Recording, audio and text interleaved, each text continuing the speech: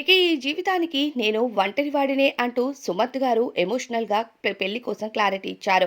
ఈ మధ్య మృణాల్ ఠాకూర్ అలానే సుమంత్ గారు వివాహం చేసుకోబోతున్నారనే వార్తలు సోషల్ మీడియాలో తెగ వైరల్ అయ్యాయి.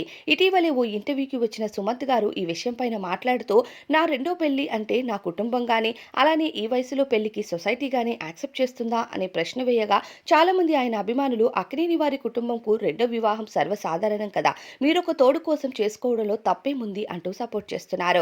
అయితే మృణాల్ ఠాకూర్‌తో సీతారామం సినిమా టైంలో దిగిన ఫోటో మాత్రమే అంటూ తెలియజేశారు. మొదట సుమంత్ గారు కీర్తిని వివాహం చేసుకొని ఏడాది తరువాత విడాకులు తీసుకోవటం, మళ్ళీ కమల్ని ముఖర్జీ గారితో డేటింగ్ చేయటం, ఆ తరువాత వీరిద్దరికీ కూడా బ్రేకప్ జరిగినప్పటి నుంచి సుమంత్ గారు ఒంటరి ప్రయాణమే చేస్తున్నారు. ఇప్పటి వరకు ఎటువంటి డేటింగ్ విషయాలు గాని, పెళ్లిళ్ల వార్తలు గాని బయటికి రాలేదు. కానీ తాజాగా సుమంత్ గారు రెండో వివాహం చేసుకోబోతున్నారనే వార్తలు రావటం, మృణాల్ ఠాకూర్‌తో డేటింగ్ చేస్తున్నారనే వార్తలు రావటంతో అది సినిమా టైంలో దిగిన ఫోటో మాత్రమే అంటూ క్లారిటీ ఇచ్చారు. మరి సుమంత్ గారు రెండో వివాహం చేసుకోవడం తప్పంటారా?